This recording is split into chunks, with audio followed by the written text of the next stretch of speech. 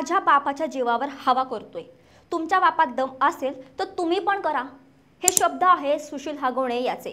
घोड्यावर बसून वडिलांच्या पैशाची आणि सत्तेची मस्ती दाखवणारे हे शब्द सध्या सोशल मीडियावर प्रचंड व्हायरल होत आहेत आणि हे शब्दच एका मोठ्या प्रश्नाला जन्म देत आहेत। या हागवणे कुटुंबाला एवढा कसला माज?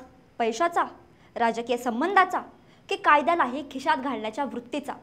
पुण्यातील वैष्णवी हागवणे आत्महत्या प्रकरणाने या कुटुंबाचा तथाकथित माज आणि त्यामागे लपलेली क्रूरता आता चव्हाट्यावर आणली आहे। एका मुलीचा जीव गेला, दुसऱ्या सुनेने अत्याचाराची कहाणी सांगितली, तरीही या कुटुंबाची अरेरावी आणि दादागिरी कमी झाली नव्हती।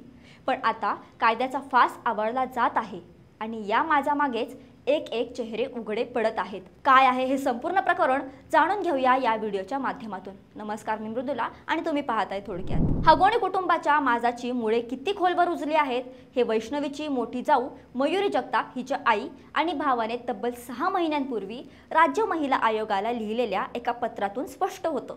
हे पत्र म्हणजे हागवणे कुटुंबाच्या धमक्या, मागण्या आणि अत्याचाराचा एक धक्कादायक दस्तऐवज आहे।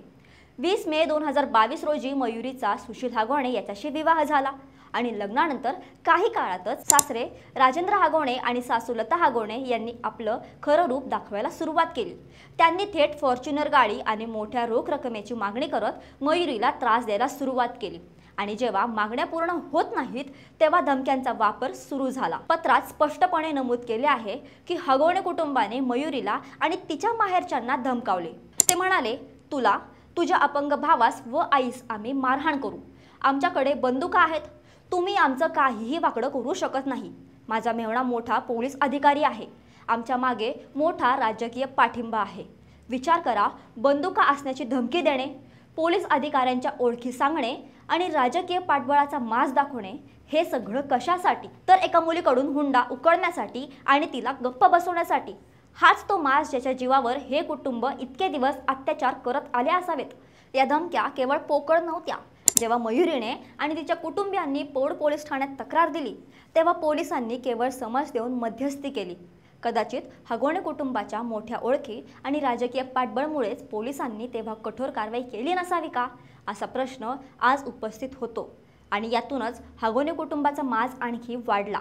त्यांनी मयुरीचा पती सुशील याच्यावर तिला सोडण्यासाठी दबाव टाकायला सुरुवात केली, पण सुशीलने नकार दिल्याने त्यांचा सगळा राग मयुरीवर निघू लागला आणि हा राग इतका विकोपाला गेला की 6 नोव्हेंबर 2024 रोजी सुशील घरी नसताना सासू, सासरे, दीर शशांक आणि ननंद करिश्मा यांनी मिळून मयुरीला अमानुष मारहाण केली।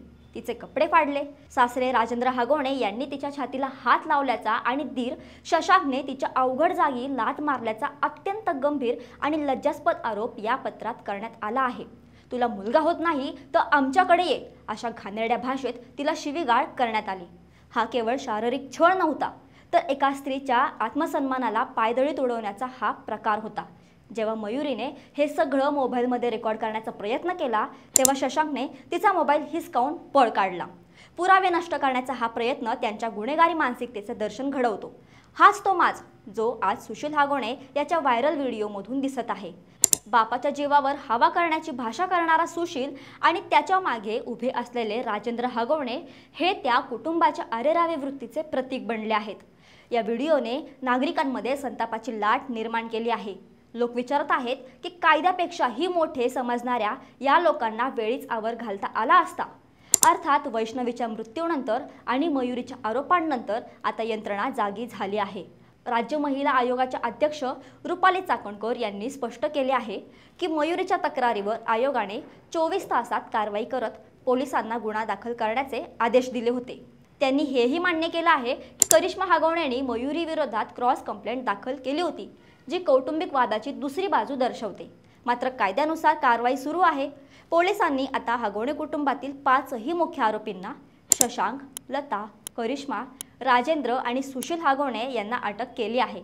इतकेच नाही तर तपासात आणखी 5 आरोपींचे नावे समोर आली आहेत, ज्यात एका माजी मंत्र्याच्या मुलाचाही समावेश असल्याची धक्कादायक माहिती आहे। यामुळे या प्रकरणाची व्याप्ती आणि त्याचे राजकीय लागेबंधे किती मोठे आहेत याचा अंदाज येतो। हगवणे कुटुंबाचा माज आता उतरताना दिसत आहे। कायद्याचा बडगा उगारला गेल्यावर राजकीय पाठबळ आणि पैशाची मस्ती आता कमी येत नाहीये। पण वैष्णवीला न्याय मिळवण्यासाठी आणि मयुरीसारखा पीडितांना धीर देण्यासाठी हा लढा अजून संपलेला नाही। सोशल मीडियावर लोक तीव्र प्रतिक्रिया देत आहेत। माझ्या बापाच्या जीवावर हवा करतोय म्हणणाऱ्या सुशीलला आणि त्याच्या कुटुंबाला कायद्याच्या चौकटीत आणून कोणती शिक्षा व्हावी? राजकारणात असा माज करणं योग्य आहे का? हगवणे कुटुंबाच्या पाठीशी कोणाचं पाठबळ असेल? आपल्याला काय वाटतं? कमेंट सेक्शनमध्ये आम्हाला नक्की सांगा। अशाच माहितीपूर्ण व्हिडिओसाठी थोडक्यातला फॉलो आणि सबस्क्राईब करायला विसरू नका।